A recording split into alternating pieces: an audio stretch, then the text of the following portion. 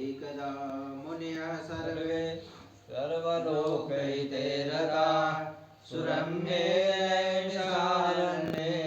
गोष्ठीं चक्रुर्मनोरमां तदन्तरे महातेजा व्यासशिष्यो महायशः सूतैर्शिष्यगणैर्युक्तः समायातो हरिं स्मरन् सूतं चापि समालोक्य सर्वशास्त्रार्थपारगं मुनयः सर्वे समुद्धस्तु शौनकाद्यास्तपोधनाम् सोऽपितान् सहसा भक्त्या मुनिन् परं वैष्णवान् ननाम दण्डवदभूमौ सर्वधर्मविदाम्बरे वरासने महाबोधे सर्गैर्मुनिसत्तमा उवास सदसोर्मध्ये सर्वे शिष्यगणैस्ततः तत्रोपविष्टं तं सूतं शौनकः मुनिसत्तमा बद्धाञ्जलिर्मिमं वाचं प्रपच्छ द्विजमादरात् महर्षे वद सर्वज्ञ कलिकाले समागते केनोपायेन भगवन् हरिभक्तिर्भवेयुनां कलौ सर्वे भविष्यन्ति पापकर्मपरायणाः वेदविद्याविहीनाश्च तेषां श्रेयः कथं भवेत् कलावन्नगता प्राणाः लोकाः स्वल्पायुस्तथा निर्धनाश्च भविष्यन्ति नानापीडा प्रपीडिताः प्रयाससाध्यं सुकृतं शास्त्रेषु प्रतितं द्विज तस्मात् कोऽपि करिष्यन्ति कलौ न सुकृतं जनाः सुकृतेषु विनष्टेषु प्रवृत्ते पापकर्मणि सर्वेषां प्रलयं सर्वे गमिष्यन्ति दुराशयाः स्वल्पश्रमैरल्पनित्यैरल्पकालैश्च सत्तमा यथा भवेन् महत्पुण्यं तथा कथयशूदनः यस्योपदेशदा पुण्यं पापं वा कुरुते जनः स्वतद्भागी भवेन् मर्त्य इति शास्त्रेषु निर्णयः पुण्योपदेशो सदय कैतवैश्च विवर्जितः अपापी च विरोधी च चत्वारः केशवोपमा ज्ञानं सम्प्राप्य संसारे यः परेभ्यो न यच्छति ज्ञानरूपी हरिस्तस्मै प्रसन्न इव नेक्षते ज्ञानरत्नैश्वरत्नैः परसन्तोषकृन्नरः स्वतो ज्ञेयः समग्रेण नररूपधरो हरि व्रतेन तपसा किं वा प्राप्यते वाञ्छितं फलं तत्सर्वं श्रोतुमिच्छामि कथयस्व महामते त्वमेव मुनिशार्दूल वेदाङ्गपारगः तत्सर्वं श्रोतुमिच्छामि कथयस्व महामते सुतोवाच धन्योऽसि त्वं मुनिश्रेष्ठ त्वमेव वैष्णवाग्रः यथा समस्तलोकानां हितमिच्छसि सर्वदा शृणु शौनक वक्ष्यामि यत्त्वया श्रोतुमिष्यते नारदेनैव सम्प्रोक्तः भगवान् कमलापति सुरर्षये यथैवाह तच्छृणुस्व समाहितः श्रीस्कन्दपुराणे देवाखण्डे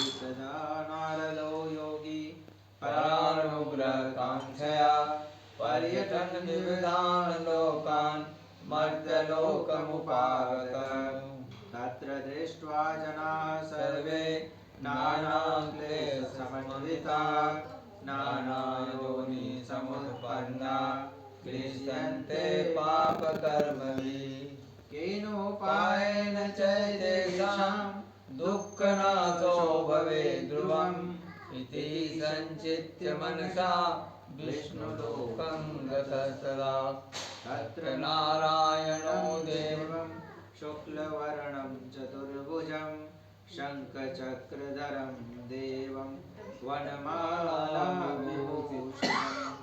दृष्ट्वा तं देवदेवेशं स्तोतुं शङ्खचक्रमे नारदवाच नमस्ते वाङ्मनोतीता रूपायानन्तशक्तये आदिमध्यान्तहीनाय निर्गुणाय गुणात्मने सर्वेषामादिभूताय भक्तानामार्तिनाशिने श्रुत्वा स्तोत्रं ततो विष्णुर्नारदं प्रत्यभाषत श्रीभगवानुवाच किमर्थमागतोऽसि त्वं किन्ते मनसि वर्तते कथयस्व महाभाग तत्सर्वं कथयामि ते नारदवाच मृत्युलोके जनाः सर्वे नानाशोकसमन्विता नानायोनिसमुत्पन्ना क्लिश्यन्ते पापकर्मभिः तत्कथं समयेन्नाथ लघुपायेन तद्वद तत्सर्वं श्रोतुमिच्छामि कृपास्ति यदि ते मयि श्रीभगवानुवाच साधु पृष्ठं त्वया वत्स लोकानुग्रहकाङ्क्षया यत्कृत्वा मुच्यते मोहात् वदामि ते व्रतमस्ति महत्पुण्यं स्वर्गे मर्त्ये च दुर्लभं तव स्नेहान् मया विप्र प्रकाशः क्रियते गुणा सत्यनारायणस्यैव व्रतं सम्यक् विधानतः कृत्वा सद्य सुखं भुक्त्वा परत्र मोक्षमाप्नुयात् तच्छ्रुत्वा भगवद्वाक्यं नारदः पुनरब्रवीत् नारदोवाच किं फलं किं विधानं च कृतं केन च तदकृतं तत्सर्वं विस्तरात् ब्रूहि कदा कार्यं हि तद्व्रतं श्रीभगवानुवाच दुःखशोकादिशमनं धनधान्यविवर्धनं सौभाग्यसन्ततिकरं सर्वत्र विजयप्रदम् यस्मिन् कस्मिन् दिने मर्त्या भक्तिश्रद्धा समन्वितः सत्यनारायणं देवं यज्ञे चैव निशामुखे बान्धवैर्ब्राह्मणैश्चैव सहितो धर्मतत्पर नैवेद्यं भक्तितो दद्यात् सपादं भक्तिसंयुतम् रम्भाफलं घृतं क्षीरं गोधूमस्य च चूर्णकम् अभावे शालिचूर्णं च शर्करा च गूढं दधाौ प्रसादं सर्वभक्ष्याणि चैकीकृत्य निवेदये विप्राय दक्षिणां दत्त्वा कथां श्रुत्वा जनैः सह ततश्च बन्धुभिः सार्धं विप्राय प्रतिपादयेत् प्रसादं भक्षयेत् भक्त्या नृत्यगीतादिकं चरेत् ततश्च स्वगृहं गच्छेत् सत्यनारायणं स्मरन् एवं कृते मनुष्याणां वाञ्छा सिद्धिर्भवेत् ध्रुवम् विशेषतः कलियुगे नान्योपायोऽस्ति भूतले कथा सम्यक् प्रवक्ष्यामि हितं केन पुरा मुने कश्चित् काशीपुरे रम्ये याशित् विप्रोति निर्धरः क्षुधा तृष्णाकुलो भूत्वा नित्यं बभ्रामभूतले दुःखितं ब्राह्मणं दृष्ट्वा भगवान् ब्राह्मणप्रियः वृद्धब्राह्मणरूपेण अप्रच्छ द्विजमादरः किमर्थं भ्रमसे मित्र मयि नित्यं सुदुःखिता तत्सर्वं श्रोतुमिच्छामि कथ्यतां यदि रोचते विप्रोवाच ब्राह्मणोऽति दरिद्रोऽहं भिक्षार्थं वै भ्रमे महीम् उपायं यदि जानासि कृपया कथय प्रभो वृद्धब्राह्मणोवाच सत्यनारायणो देवो वाञ्छितार्थफलप्रदः तस्य त्वं द्विजशार्दूलो कुरुष्व व्रतमुत्तमम् यत्कृत्वा सर्वदुःखेभ्यो मुक्तो भवति मानवः विधानं च व्रतस्यापि विप्राया भाष्ययत्नतः सत्यनारायणो वृद्धस्तत्रैवान्तरधीयता ततः प्रातः करिष्यामि व्रतं मनसि निश्चितम् इति संचित्य विप्रोषो रात्रौ निद्रां न लब्धवान् ततः प्रातः समुत्थाय सत्यनारायणव्रतं करिष्ये इति संकल्प्य भिक्षार्थमगमद्विजः तस्मिन्नेव दिने विप्र प्रचुरं द्रव्यमाप्तवान् तेनैव बन्धुभिः सार्धं सत्यस्य व्रतमाचरेत् सर्वदुःखैर्विनिर्मुक्तः सर्वसम्पत्समन्वितः स्वबभूव द्विजश्रेष्ठो व्रतस्यास्य प्रभावतः ततः प्रवृत्तिकाले च मासि मासि कृतं व्रतं श्रीभगवानुवाच एवं नारायणस्येदं व्रतं ज्ञात्वा द्विजोत्तमः सदानन्दब्राह्मणकुटुम्बेश पूजनं सर्वपापनिर्मुक्तो दुर्लभं मोक्षमाप्नुयात् व्रतं चेदं यदा विप्रा पृथिव्यां सञ्चरिष्यति तदैव सर्वदुःखं च मनुजस्य विनश्यति श्रीस्कन्दपुराणे रेवाखण्डे श्रीसत्यनारायण व्रतकथायां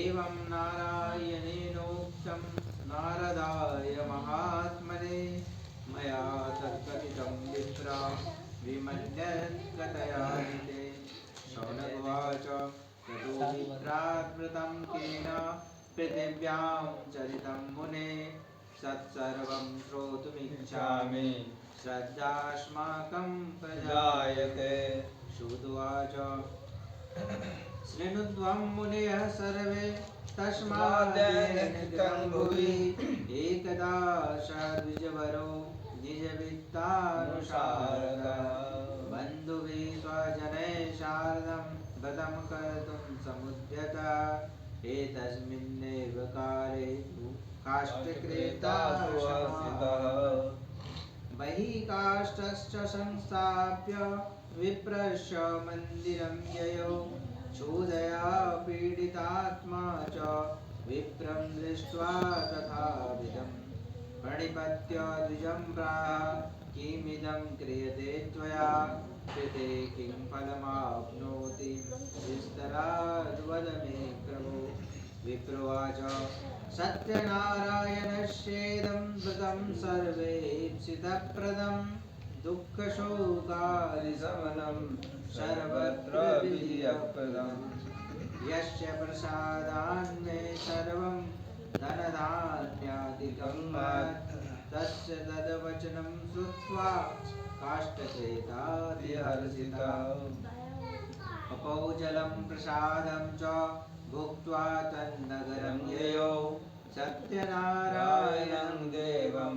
चिन्तयन्स्थिरमानसः काष्ठं विक्रयतो ग्रामे प्राप्यते चार्जयद्धनं तेनैव सत्यदेवस्य करिष्ये व्रतमुत्तमम् इति सञ्चित्य मनसा काष्ठं धृत्वा कुमस्तके जगामनगरे रम्ये धनीनां यत्र संस्थिते तद्दिने काष्ठमूल्यं च द्विगुणं प्राप्तवानशो तदा प्रसन्नहृदय सुपक्वं कदलीफलं शर्कराघृतदुग्धं च गोधूमस्य च चूर्णकं तित्वैकत्र सपादं च गृहीत्वा स्वगृहं ययो ततो बन्धून् समाहूय चकार विधिना व्रतं तद्व्रतस्य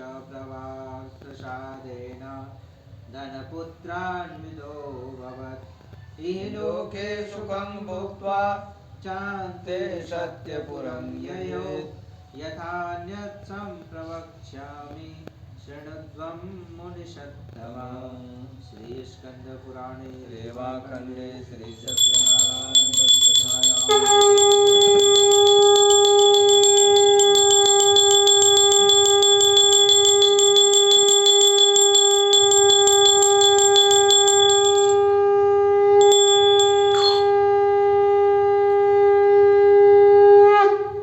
श्रीसूतुवाच आशिदुल्कामुको नाम नृपतिवल्लनाम्बर जितेन्द्रिय सत्यवादी जयो देवालयं प्रति दिने दिने धनं दत्त्वा द्विजा सन्तोषयत्सुधे भार्या तस्य प्रमुग्धा च सरोजवदना सती भद्रशीला नदीतीरे सत्यस्य व्रतमाचरे एतस्मिन्नन्तरे तत्र साधुरेकः समागतः वाणिज्यात् बहुधनः रत्नाद्य परिपूरितः नावं संस्थाप्य तत्तीरे जगाम सततं प्रति दृष्ट्वा सव्रतिनं भूप पप्रच्छ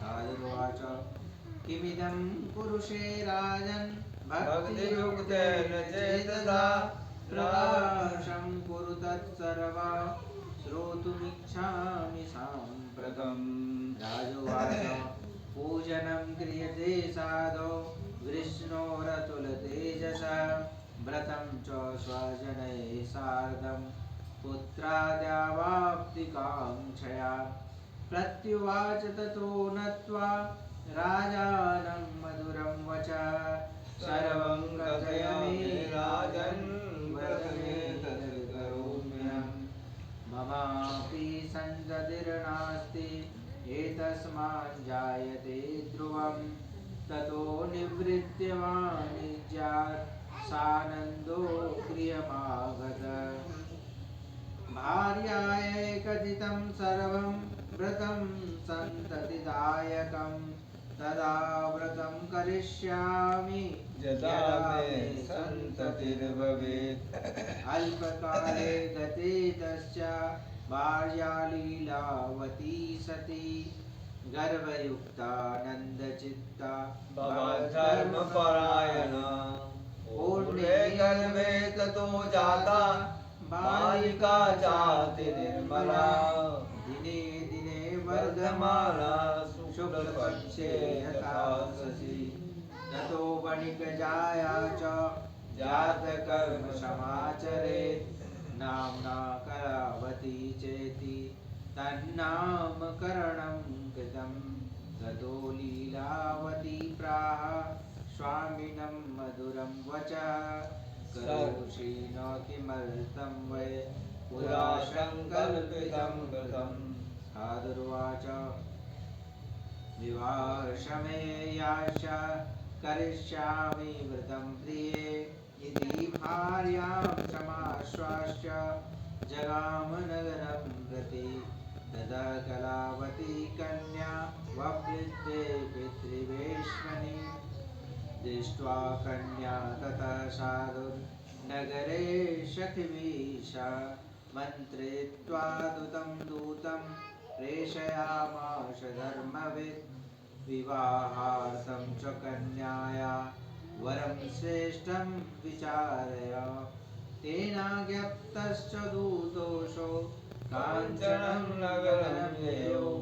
तस्मादेकं वणिक्पुत्रं समादाय गतो हि स। दृष्ट्वा तु सुन्दरं बालं वणिकपुत्रं गुणान्वितं। ज्ञातिभिर्बन्धुभिः शारदं परितुष्टेन चेतसा।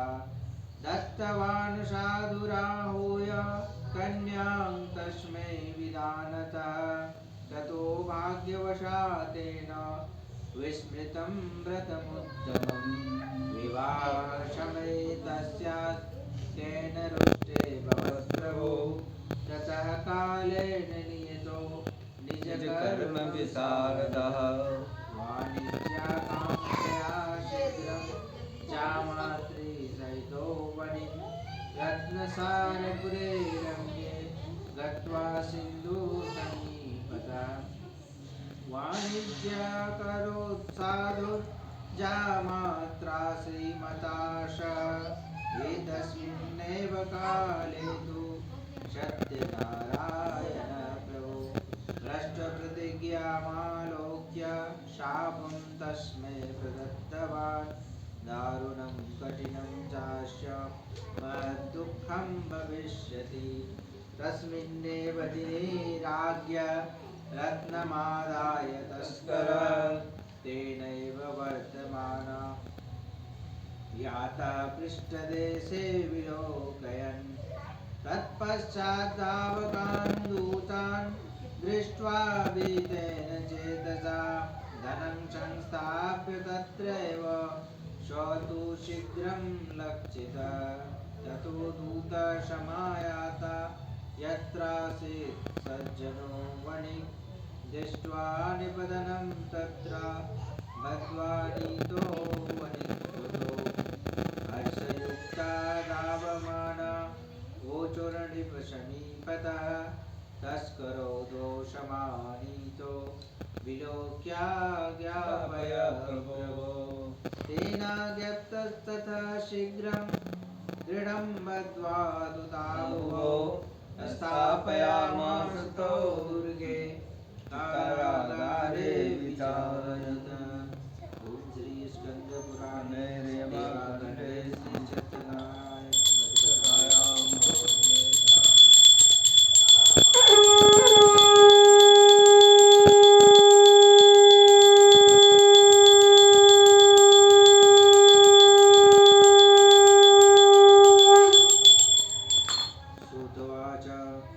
मायया सत्यदेवस्य न सुतं च तयोर्वचः। ततस्तयोर्धनं यच्च गृहीतं चन्द्रकेतुना। तच्छापाच्च तयोर्गेहे भार्या चैवाति दुःखिता। चौरेण परितं सर्वं गृहे यच्च स्थितं धनम्। आदिव्याधिसमायुक्ता क्षुद्पिपासा समाकुला। अन्नचिन्ता परा भूत्वा बभ्राम च गृहे गृहे। एवं कलावती कन्या बभ्राम प्रतिवासरम्। एकस्मिन् दिवसे रात्रौ क्षुधार्ता विजयमन्दिरम्।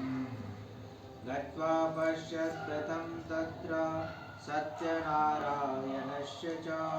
उपविश्य कथां श्रुत्वा व्रतं प्रार्थितवत्यपि। प्रसादं भक्षणं कृत्वा ययौ रात्रौ गृहं प्रति।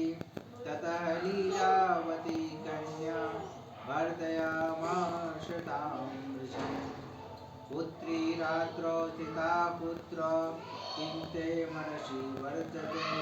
कन्या कलावती प्राह मातरं प्रतिसादरं।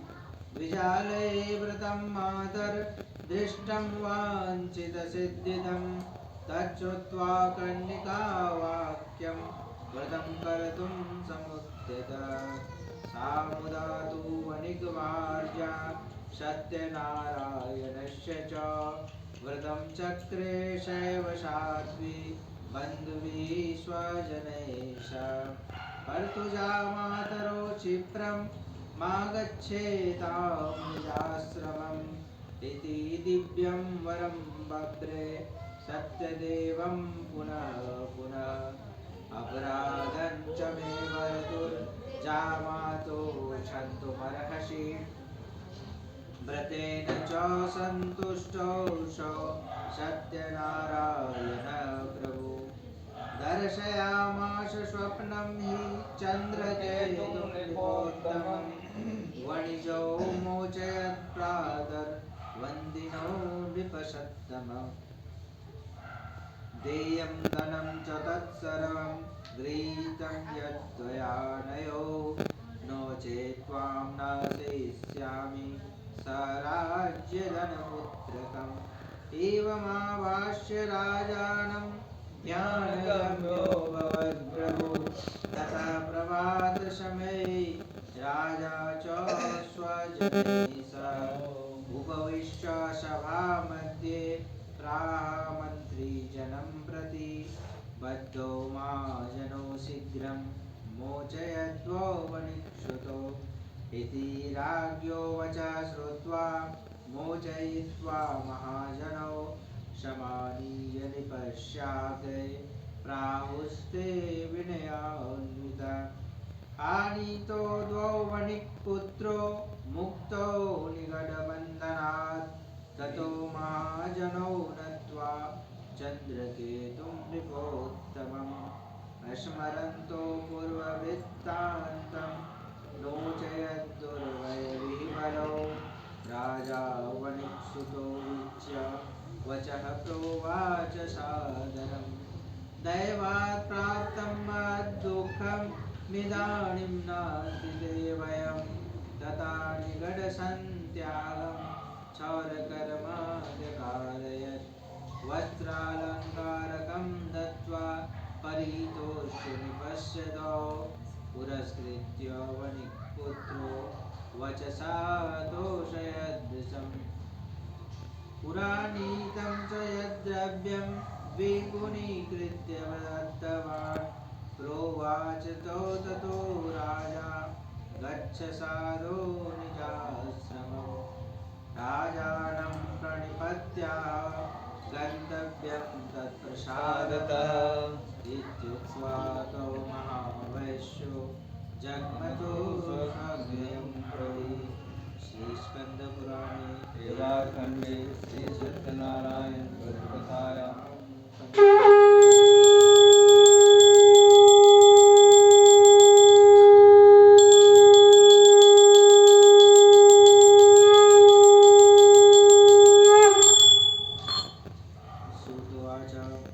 पूजां तु कृतवान् साधुर्मङ्गलाचारपूर्विकां ब्राह्मणेभ्यो धनं दत्त्वा ददातु नगरं ययौ किञ्चित् दूरं गते साधौ सत्यनारायण प्रभो जिज्ञासां कृतवान् साधुः किमस्ति तव नौ स्थितम् ततो महाजनो मत्तो हेलया च प्रहस्य कथं पृच्छसि बोधन्यं मुद्रां नेतुं किमर्चसि लतापत्रादिकं चैव वर्तते तरणो मम निष्ठुरं तद्वचः श्रुत्वा सत्यं भवतु ते वचः एवमुक्त्वा गतः शीघ्रं दण्डितस्य समीपतः किञ्चित् दूरं ततो गत्वा स्थित्या सिन्धुसमीपतः गते दण्डिनि साधुश्च कृतनित्यक्रियस्तदा उत्थितं तरणिं दृष्ट्वा विस्मयं परमं ययो दृष्ट्वा लतादिकं तत्र मूर्छितो न्यपतद्भुवि लब्धसंज्ञो वणिक्पुत्रो दृशं चिन्तापरोऽभवत्। तदा तु द्वैतोकान्तो वचनं चेदमब्रवीत्। किमर्थं क्रियते शोकः शापो दत्तश्च दण्डिना। शक्यते तेन सर्वं हि कर्तुं चात्र न संशयः। अतस्तच्छरणं यामो वञ्चितार्थो भविष्यति। जामातुर्वचनं श्रुत्वा तत्सकाशं गतस्तदा। दृष्ट्वा च दण्डिनं भक्त्या नत्वा प्रोवाच शारदम्। क्षमस्व चापराधं मे यदुतं तव सन्निधौ। एवं पुनः पुनर्नत्वा महाशोकाकुलोऽभवत्। प्रोवाच वचनं दण्डी विलपन्तं विलोक्य च। मारोदीषु मे वाक्यं मम पूजा बहिर्मुखः। ममेच्छया च दुर्बुद्धे लब्धं दुःखं मुहुर्मुहुः। तच्छ्रुत्वा भगवद्वाक्यं स्तुतिं कर्तुं समुद्यतः। साधुर्वाच त्वन्माया मोहिताः सर्वे ब्रह्मादयदिवोकसा। न जानन्ति गुणं रूपं तवाश्चर्यमिदं प्रभो। मूढोऽहं त्वं कथं जाने मोहितस्तव मायया। प्रसीद पूजयिष्यामि यथा विभवविस्तरे। पुरावित्तं च तत्सर्वं त्राहि मां शरणागतम्। श्रुत्वा भक्तियुतं वाक्यं परितुष्टो जनार्दनः। वरं च वाञ्छितं दत्त्वा तत्रैवान्तर्ददे हरिः। ततो नावं समारुह्य दृष्ट्वा वित्तप्रपूरितां। कृपया सत्यदेवस्य सफलं वाञ्छितं मम। इत्युक्त्वा स्वजने सार्धं पूजां कृत्वा यथाविधि। हर्षेण सोऽभवत् पूर्णं सत्यदेव प्रसादतः। नावं संयोज्य यत्नेन स्वदेशं गमनं कृतम्। ततो जामातरं प्राह पश्चरत्नपुरीं मम। दूतं च प्रेषयामास निजवित्तस्य रक्षकम्। स्वदूतो नगरं गत्वा साधोर्भार्यां विलोक्य च। प्रोवाच वाञ्छितं वाक्यं नत्वा बद्धाञ्जलिस्तदा। निकटे नगरस्यैव जामात्रासहितो वणिक्। आगतो बन्धुवर्गैश्च वित्तैश्च बहुविर्युतः। श्रुत्वा दूतमुवाद्वाक्यं महाहर्षवती सती। सत्यपूजां ततः कृत्वा प्रोवाचारजां प्रति। व्रजामि शीघ्रमागच्छ साधु सन्दर्शनाय च। इति मातृवचः श्रुत्वा व्रतं कृत्वा समाप्य च। प्रसादं च परित्यज्य गता सापि पतं प्रति।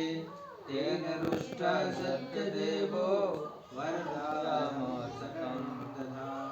संहृत्य च जनैः सार्धं जले तस्यामञ्जयत्।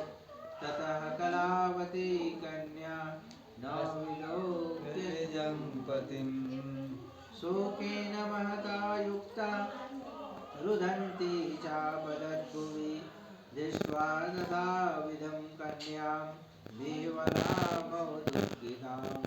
बीजेन मनसा प्राह किमाश्चर्यमिदं भवेत्। चिन्तयामानश्च ते सर्वे बभूवुस्ताः। ततो लीलावती कन्या दृष्ट्वा सा विवलाभवत्।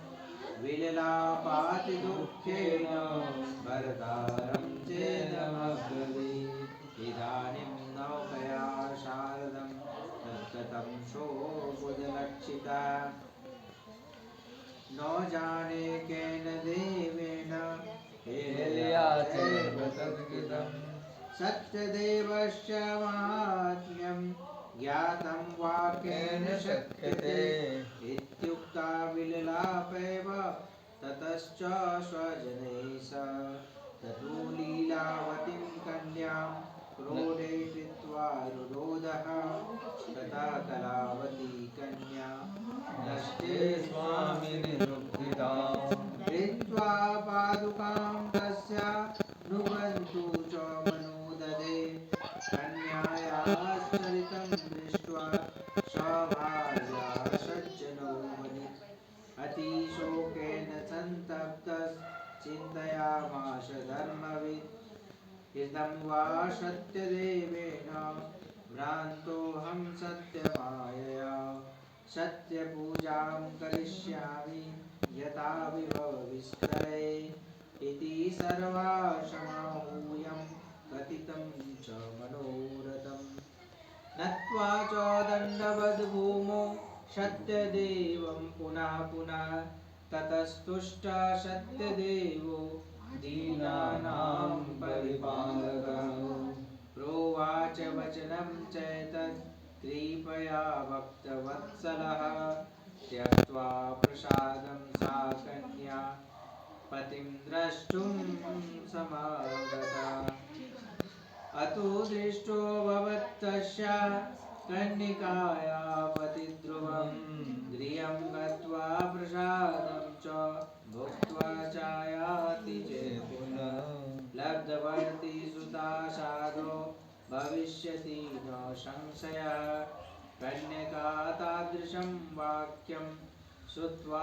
गगनमण्डलात् क्षिप्रमेवं गृहं गत्वा प्रसादं च बुभुजसा तत्पश्चात् पुनरागत्य सा ददर्श निजं पतिं ततः कलावती तुष्टा जगाद पितरं पति इदानीं च गृहं याहि विलम्बं कुरुषे कथं तच्छ्रुत्वा कन्यकावाक्यं सन्तुष्टो भूत्पनिक्षुतः जनैर्बन्धुजनैः सार्धं जगाम निजमन्दिरम् मासि मासि च सङ्क्रान्तो व्रतं कृत्वा यथाविधि इहलोके सुखं भुक्त्वा चान्ते सत्यवरं देयो अथान्यच्च प्रवक्ष्यामि शृणुध्वं मुनिसत्तम श्रीस्कन्दपुराणे देवाखण्डे